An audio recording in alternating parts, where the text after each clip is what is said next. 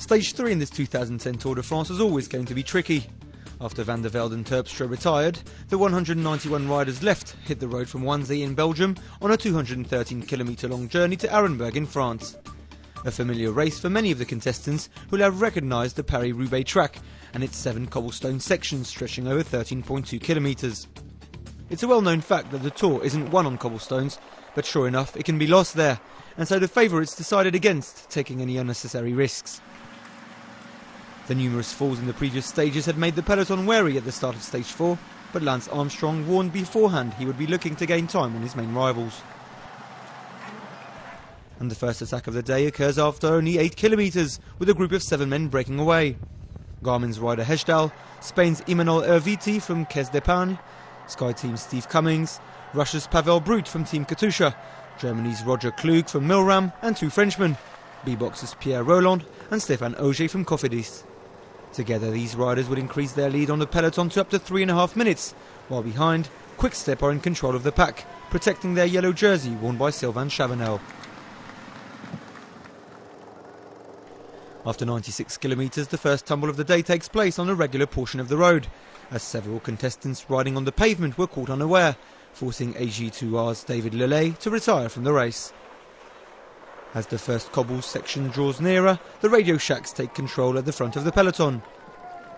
With the hardest parts in the last 40 kilometres, Lance Armstrong's teammates remain vigilant, whilst the breakaway retain its 2.5-minute lead on the peloton. With the last Belgian cobbles up ahead, the pace increases in the peloton, with the Saxo Bank starting to make a move. Andy Schleck's teammates can count on a cobbles specialist within their team with Swiss Supremo Fabian Cancellara.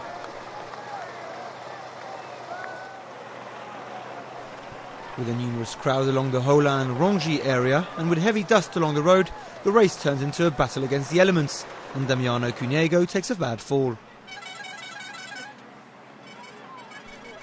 Not a fatal one nevertheless, and the 190 riders left safely cross the border as the Tour enters France. 30 kilometres from the finish line, Team Cervelo make a stand and move up a gear, distorting the peloton in seconds. As the riders arrive on the French cobbles, Frank Schleck and Tony Martin take a tumble, the Luxembourg champion being forced to retire, while his brother Andy, alongside Cancellara, manages to break free from the peloton, quickly joined by Cadel Evans. The initial breakaway is scattered and one man remains in the lead, 30 seconds ahead of the Schleck group, Ryder Hesjedal.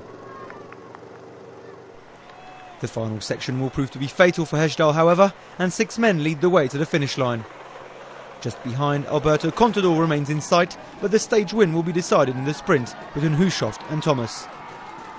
And in the end, the Norwegian champion from Team Cervelo claimed a 9th stage win on the Tour ahead of Thomas and Evans. Cadel Evans and Andy Schleck move into the top 6 in the overall standings. Despite a punctured tyre towards the end of the race, Alberto Contador finishes a little over a minute behind Hushoft. And finally, thanks to a strong finish, Fabian Cancellara reclaims his yellow jersey from Sylvain Chavanel, who nevertheless remains 5th in the overall standings.